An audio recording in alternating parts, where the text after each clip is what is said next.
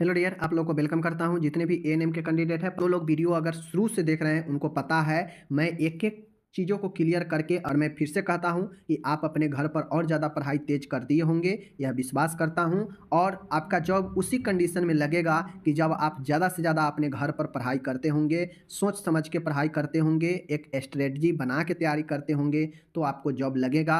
वरना मैं एक बार फिर से कहता हूं कि सिर्फ यूट्यूब पर पढ़ने से आपको कभी जॉब नहीं लगेगा। इतना बात मैं आपको अभी कह रहा हूँ, हकीकत में बता रहा हूँ। यूट्यूब आपका एक तैयारी को अच्छा करने में मदद कर सकता है, चाहे हमारे चैनल हो या किसी का चैनल हो। बट यूट्यूब पर आप कंप्लीट जो है इस चीज़ का तैयारी नहीं कर सकते हैं। हाँ, थ्योरी चीज़ें रहता तो अलग चीज़ें रहता, बट एमसीक्यू पढ़ के आप तैयारी नहीं कर सकते हो, समझ गए। एमसीक्यू पढ़ना प्रैक्टिस करना होता है, ये आप इसका ज़्यादा प्रैक्टिस जो है आपका थ्योरी से ही होता है। तो बाकी चलिए, आप लोग समझ रहे हैं, फिर से हम शुरू करते हैं आज का वीडियो। चलिए, पहला प्रश्न है, कहता है कि प्रेगनेंसी के दौरान महिला में कार्डियक आउटपुट प्रायः क्या होता है। मतलब यहाँ पे कह रहा है कि अगर कोई फीमेल है तो उसको जो है इस दौरान जो है कार्डियक आउटपुट, मतलब जो हृदय का आउटपुट है, वह बढ़ता है या घटता है या समान रहता है। तो माय डियर, यह जो है आपका बढ़ जाता है। जब भी कोई फीमेल है वह अगर इस कंडीशन में है तो उसके जो कार्डियक आउटपुट होंगे वो बढ़ जाएंगे, आप भी देखिएगा।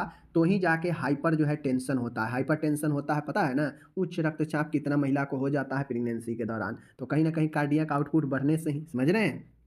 आगे है, कहता है प्रेगनेंसी के दौरान महिला में रक्त का आयतन, ब्लड वॉल्यूम का आयतन क्या होता है, बढ़ जाता है। प्रेगनेंसी के दौरान रक्त का आयतन क्या होता है, बढ़ जाता है, क्योंकि रक्त बच्चा को भी चाहिए ऑक्सीजन के लिए, तो इसलिए बढ़ जाता है। ये चीज़ें सब इंपॉर्टेंट है, आपके एग्जाम में पूछता है ऐसे ऐसे प्रश्न, ठीक है। आगे है, देख लीजिए, आपके सामने प्रश्न है। प्रश्न कहता है निम्न में से गर्भ अवस्था के दौरान पाया जाने वाला चिन्ह नहीं है। मतलब गर्भ अवस्था में कौन सा चिन्ह नहीं पाया जाता है। तो आपको पता है, जैक मूअर चिन्ह बताए हैं, मैकबर्नी चिन्ह, और ए मैकबर्नी चिन्ह भी बता चुके हैं, लेकिन रोलांडो चिन्ह कोई चिन्ह नहीं होता है, समझ गए। तो इस हिसाब से जो है आपका ए वाला जो है आपका क्या हो जाएगा, सी आपका गलत हो जाएगा। ओके, आगे चलिए। फीटल, अब यहाँ पे मैं आपको आगे की तरफ ले चलते हैं, उससे पहले आप देख लीजिए। फीटल डिस्ट्रेस में पाया जाने वाला फ्रंटल सूचल पाया जाता है। अब माय डियर, आपको मैं पहले ही बता चुका हूँ कि सूचर क्या होता है। तो सूचर आपको पहले ही बता चुके हैं, जैसे एक शिशु की खोपड़ी है, ठीक है, और खोपड़ी है तो मान गए ये बीच वाला हो गया, ठीक है। इसी प्रकार से ऐसे है, समझ गए, फिर ऐसे है, समझ गए ना, फिर ऐसे है। तो ये वाला जो पार्ट है, ये वाला जो देख रहे हैं, ये वाला जो देख रहे हैं, यह हड्डी हो गया, ये हड्डी है, और इसके बीच में ये ज्वाइंट है। इसी ज्वाइंट को सूचर कहा जाता है, समझ गए। तो ये जो सूचर होता है, कहता है फीटल के खोपड़ी में पाए जाने वाला जो फ्रंटल सूचर पाया जाता है, कहाँ पे, तो फीटल स्कल के दो फ्रंटल बोन के बीच में जो है आपके फ्रंटल सूचल पाया जाता है। मतलब जो फ्रंटल बोन होता है उसी फ्रंटल बोन के बीच में आपके फ्रंटल सूचर होते हैं, क्योंकि सूचर ज्वाइंट को ही कहते हैं। तो दो फ्रंटल बोन के ही बीच में ना फ्रंटल सूचर होगा, ये कॉमन सी बात है। आगे है प्रश्न, कहता है पार्टोग्राफ में मैटरनल बीपी का प्लॉटिंग की जाती है। मतलब पार्टोग्राफ आप लोग को पता होगा कि एक ग्राफ होता है जो डिलीवरी के समय रिस्पायरेशन को, एमनियोटिक फ्लूइड को, समझ गए, ऑक्सीटोसिन अगर कोई दवाई देते हैं तो उसका सब चीज़ का जो है एक ग्राफ तैयारी किया जाता है, समझ गए, डिलीवरी के समय। तो उसी प्रकार से ये ग्राफ पार्टोग्राफ होता है। तो उसमें मैटरनल बीपी मतलब माता का बीपी का जो प्लॉटिंग होता है वह कहाँ पे किया जाता है, कब किया जाता है, तो हर 4 घंटे के इंटरवल पर जो है मैटरनल बीपी प्लॉट किया जाता है, चीज़ को समझना है। ओके, आगे है माय डियर, आपके सामने प्रश्न है, बहुत अच्छा प्रश्न है कि विषाक्त गर्भपात के लक्षणों में शामिल है। मतलब पॉइजनिंग, समझ रहे हैं ना, सेप्टिक एवर्सन विषाक्त गर्भपात के लक्षण में कौन शामिल है। तेज बुखार आना, बिल्कुल सही। योनि से बदबूदार सिक्रेशन की उपस्थिति, बिल्कुल सही। एंठन युक्त दर्द होना, तो एवर्सन में ये सब हो सकता है, और वह भी विषाक्त गर्भपात में, तो इसलिए सभी सही होगा। ओके, एकदम अच्छा से समझिए। और गर्भपात का मतलब क्या होता है पता है। नील गर्भपात की मौजूदगी में महिला में निम्न चिन्ह नहीं पाया जाता है। लीन गर्भपात का मतलब होता है कि लीन गर्भपात करने में मौजूदगी में, अगर नील गर्भपात की मौजूदगी में महिला में कौन सा साइन चिन्ह नहीं पाया जाता है, तो फीटल हर्ट साउंड सुनाई देना, यह नहीं पाया जाता है नील एवर्सन में, समझ गए। फीटल हर्ट साउंड, समझ गए ना, इस चीज़ को ध्यान में देना है। आगे है माय डियर, कहता है पार्टोग्राफ में अलर्ट लाइन और एक्शन लाइन में कितने घंटों का अंतर होता है। तो ये बहुत वेरी वेरी इंपॉर्टेंट प्रश्न है कि पार्टोग्राफ जो होता है उसमें एक अलर्ट लाइन होता है, एक एक्शन लाइन होता है, इन दोनों के बीच में कितने घंटों का अंतराल होता है। तो 4 घंटे का अंतराल होता है, याद रखिएगा। समझ गए? आगे चलिए। आगे है, कहता है सीवियर एनीमिया के दौरान हीमोग्लोबिन लेवल होता है। मतलब सीवियर एनीमिया मतलब गंभीर रक्ताल्पता, मतलब गंभीर रक्त की कमी में हीमोग्लोबिन लेवल कितना पर आ जाता है, जिसको हम लोग सीवियर एनीमिया कहते हैं। तो अगर किसी को 7 AGM प्रति DL से कम अगर आ गया है तो उसे सीवियर एनीमिया कहेंगे हम लोग। 5 हो, 6 हो, 6.5 हो, 7 से कम आते ही वह सीवियर एनीमिया के लक्षण में आता है। समझ गए? आगे है माय डियर, एकदम अच्छे से सब चीज़ समझिए, कोई दिक्कत नहीं है। कहता है कंगारू मदर केयर कौन प्रोवाइड कर सकता है। तो mother only, father only, grand mother. तो ये जो देखिए कंगारू KMC जो होता है, यह कोई भी जो है ऑल ऑफ द एबव, समझ गए। माता अगर सही नहीं है तो पिता भी कर सकता है, उसके जगह पर ग्रैंड मदर भी कर सकती है। तो ऐसे में आपके इनमें से सभी सही है, क्योंकि KMC का मतलब होता है वो आप लोग जानते हैं। समझ गए ना? आगे चलिए, आगे हम लोग एकदम अच्छे से फिर से देखते हैं। आगे है, निम्न में से श्रवण व दृश्य दोनों प्रकार के उपकरण, यानी ऑडियो भी हो और विजुअल भी हो, ए एड का उदाहरण है कौन? टेलीविजन। तो ऑडियो देखिए, ऑडियो और विजुअल, विजुअल के मतलब होता है कि जो दिखने वाला हो, चलचित्र वाला, समझ गए, जिसमें तस्वीर के माध्यम से पिक्चर के माध्यम से आपको समझाया जाए। और ऑडियो के मतलब होता है कि जिसमें आवाज़ हो। तो रेडियो क्या है? रेडियो आपका सिर्फ ऑडियो प्रकार का है, उसमें कोई आपको पिक्चर दिखता नहीं है, सिर्फ आवाज़ ही सुन सकते हैं। लेकिन ऑडियो विजुअल मतलब जिसमें ऑडियो भी हो और जिसमें कुछ चीज़ें दिखे भी, तो वह आपके क्या होते हैं? टेलीविजन। समझ गए? जबकि पोस्टर है, इसमें सिर्फ आप देख ही पाएंगे, सुन नहीं पाएंगे। समझ गए ना? टेप रिकॉर्डर का भी बात वही है, सिर्फ सुनेंगे ही, कुछ दिखेंगे नहीं। लेकिन टेलीविजन एक ऐसा माध्यम है जिसमें आप ऑडियो भी सुन सकते हैं और विजुअल में कुछ देख भी सकते हैं। तो यह श्रव्य दृश्य यानी ऑडियो और विजुअल दोनों का उदाहरण आपके टेलीविजन है। समझ गए? चलिए आगे है, कहता है निम्न में से स्वास्थ्य शिक्षा के क्रियान्वयन के दौरान श्रवण दृश्य उपकरणों के उपयोग का लाभ क्या है। यह हेल्थ एजुकेशन को प्रभावी बनाता है, बिल्कुल सही है। ऑडियो विजुअल एड्स का जो है उपयोग तो हम लोग इसी में ना, हेल्थ एजुकेशन में ही ना करते हैं प्रभावी बनाने के लिए। हेल्थ एजुकेशन को इंटरेस्टेड बनाता है, बिल्कुल सही है। हेल्थ एजुकेशन को यह एक अस्थायी परमानेंट बनाता है, तो बिल्कुल ये बहुत ज़्यादा प्रभावी होता है हेल्थ एजुकेशन में। ओके, आगे देखिएगा, आप लोग को एक एक चीज़ मैं कॉन्फिडेंस के साथ क्लियर कर दूंगा, टेंशन नहीं लेना है, ठीक है ना। रूरल हेल्थ पर स्वास्थ्य संदेशों के प्रसार में निम्न में से कौन सा विधि का उपयोग किया जा सकता है। रोल प्ले, डायलॉग, कठपुतली, पंपलेट जो होता है, समझ गए ना। तो इनमें से सभी। तो रूरल मतलब गांव के क्षेत्र में अगर आपको हेल्थ जो है मैसेज देना है, स्वास्थ्य के बारे में कोई संदेश देना है, या यूं कहा जाए एक प्रकार से शिक्षा देना है स्वास्थ्य के बारे में, तो कौन सी विधि अपनाएंगे। तो अभिनय भी कर सकते हैं, बिल्कुल सही है। डायलॉग दे के भी जो है लोगों को संदेश दे सकते हैं, और कठपुतलियाँ होती है उसको भी जो है आप दिखा के दे सकते हैं। आप लोग देखते भी होइएगा, आपके गांव मोहल्ला में नुकुर नाटक से ये सब आता है, तो वो सब कर कर के दिखाता है ना, बना बना के, तो वही ये सब चीज़ें हैं। समझ गए?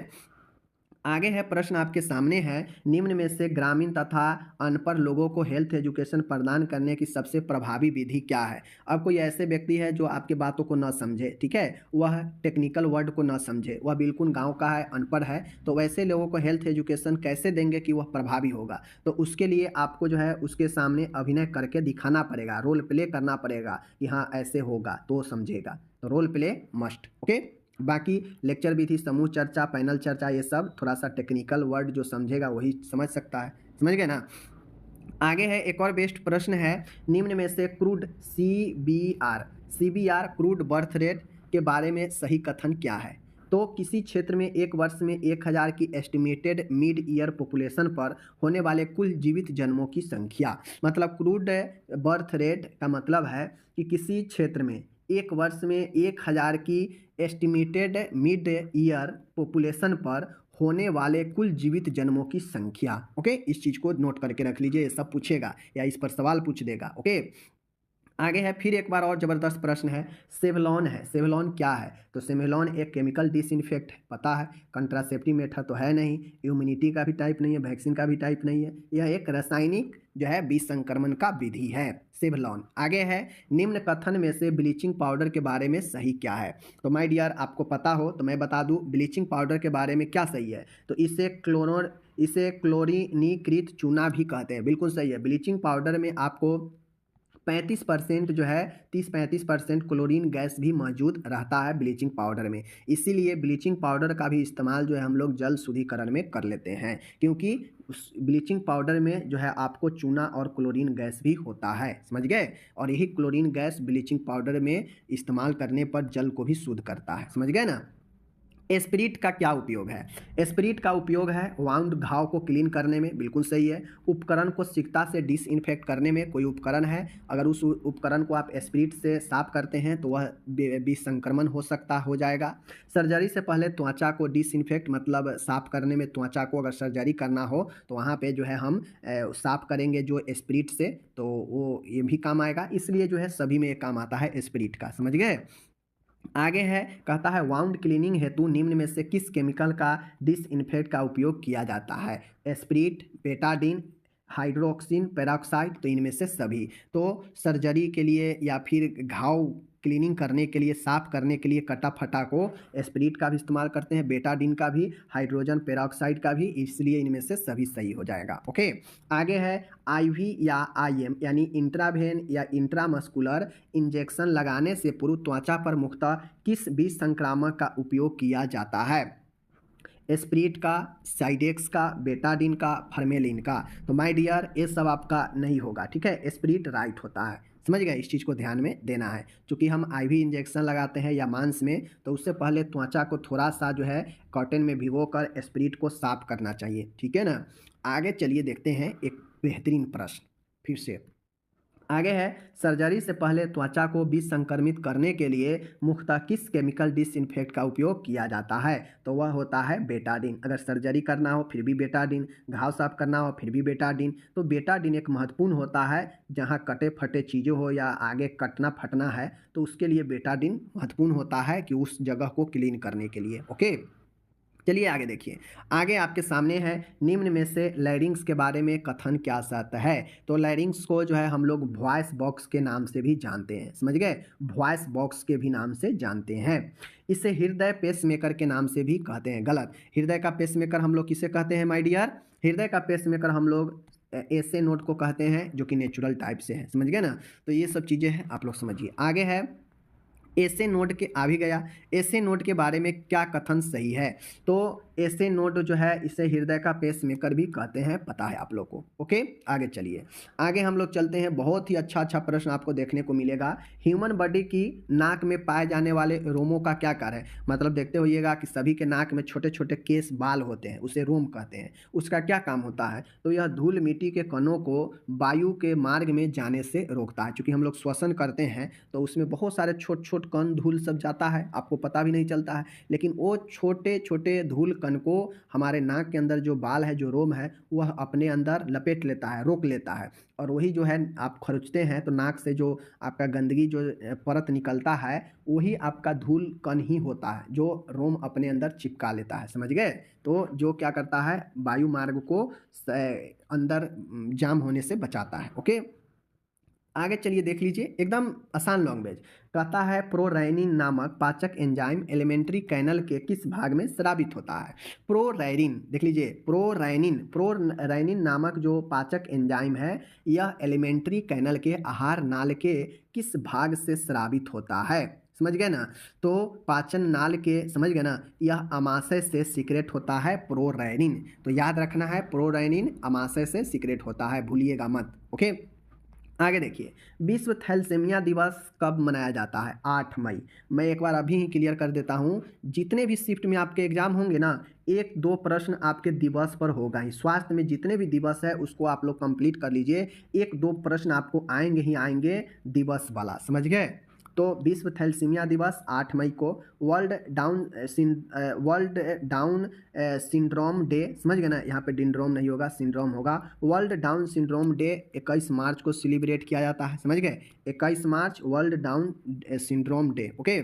जबकि थैलेसीमिया डे 8 मई। वर्ल्ड अर्थराइटिस डे जो होता है वह 12 अक्टूबर को मनाया जाता है, वर्ल्ड अर्थराइटिस डे, इसको क्लियर करके रखना है। आगे है, कहता है निम्न में से कौन सी हेल्थ कमेटी का गठन ईयर 1959 में किया गया था। तो जो मुलादियर कमेटी है इस बेचारे का गठन 1959 में किया गया था, इसको आपको ध्यान में रखना है। साथ में आप ये भी बताइए करतार सिंह कमेटी, श्रीवास्तव कमेटी और भोर कमेटी, इस 3 का गठन कब किया गया था। इन 4 में से एक प्रश्न आपके हर एक एग्जाम में घूमते हुए मिल जाएगा। तो ये चारों इंपॉर्टेंट है, इसका जो है आप लोग याद चारों को कर लीजिए, हम पहले पढ़ा चुके हैं प्रॉपर, इन सभी कमेटी का एक वीडियो ही हम आपको दे चुके हैं, समझ गए। चलिए आगे यहाँ पे देख लीजिए, यहाँ पे स्पष्ट रूप से कहा जा रहा है निम्न में से कौन सी हेल्थ कमेटी का अन्य नाम health survey and development committee भी है। माय डियर, बहुत अच्छा है। निम्न में से कौन सा एक ऐसा कमेटी है कि जिसका नाम हेल्थ सर्वे, स्वास्थ्य सर्वे और विकास जो है समिति के नाम से भी जानते हैं। तो भोर कमेटी का अन्य नाम health survey and development committee भी है, तो इसको ध्यान में रखना है। आगे है माय डियर, कहता है निम्न में से कौन से 5 ईयर प्लान की अवधि वर्ष 1997 से 2002 तक थी। आपको पता है 5 ईयर प्लान का मतलब होता है पंचवर्षीय योजना, यानी 5 वर्ष का योजना, समझ गए।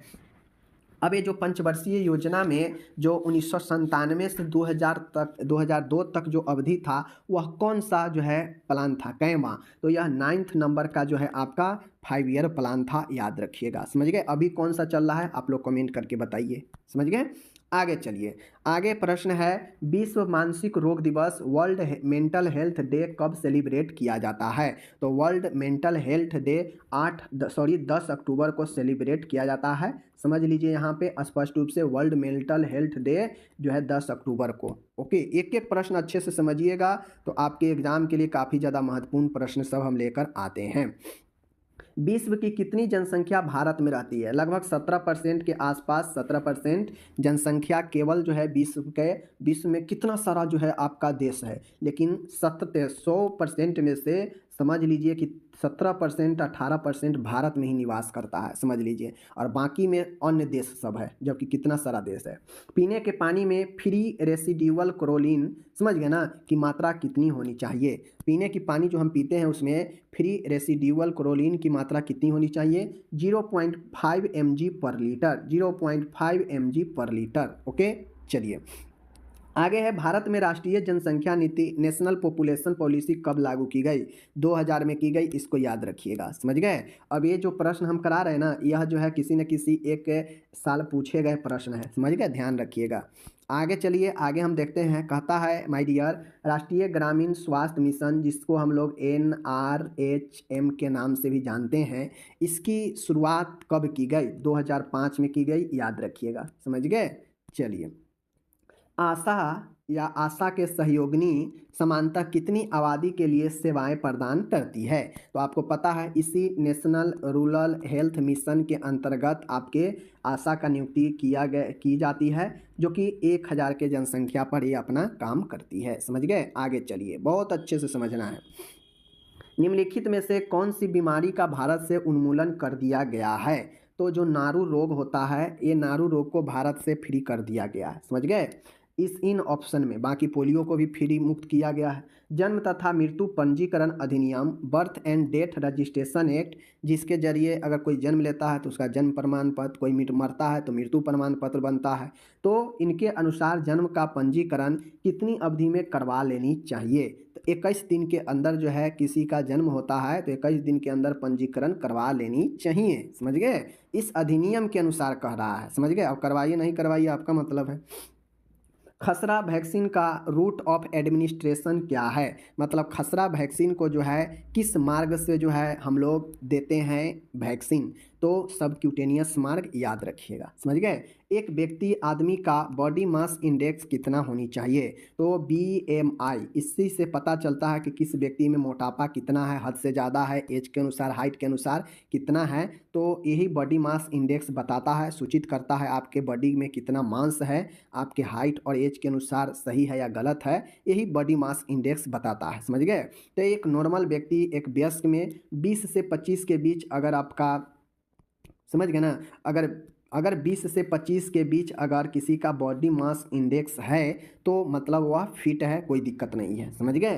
तो नॉर्मल बॉडी इंडेक्स मास 20 से 25 होनी चाहिए। ओके, तो इस प्रकार से मैंने आज जो है आपके 40 से प्लस प्रश्न कर दिया और आप लोग पढ़े अच्छे से, समझे, इसके लिए बहुत बहुत आप लोग को धन्यवाद। और मैं यही कहूँगा कि हाँ, मैं बेटर क्वेश्चन आप लोग के लिए ला रहा हूँ, ये बात सही है, बट मैं बार बार कहता हूँ कि आप लोग घर पर 2-3 घंटा जितना ज़्यादा हो सके पढ़ाई दिल से कीजिए, दिमाग एक जगह रख के कीजिए, ताकि आपके ज़िंदगी में एक चार चांद लग जाए, समझ रहे हैं। ऐसे भटकने से कुछ नहीं होगा। यूट्यूब आपका एक बेस्ट प्रैक्टिस का माध्यम हो सकता है, बट परमानेंट जो है तैयारी का माध्यम नहीं हो सकता है। इसलिए मैं कहता हूं कि यूट्यूब पर ज़्यादा समय नहीं दीजिए। जिसका भी चैनल देखते हैं आधे घंटे 1 घंटे जो डेली वीडियो डालता है देख लीजिए, फिर अपना जो है थ्योरी पेपर पढ़ने लगिए, समझ गए। चलिए, बाकी हम मिलते हैं आपसे अगले वीडियो में। अपना ख्याल रखिएगा।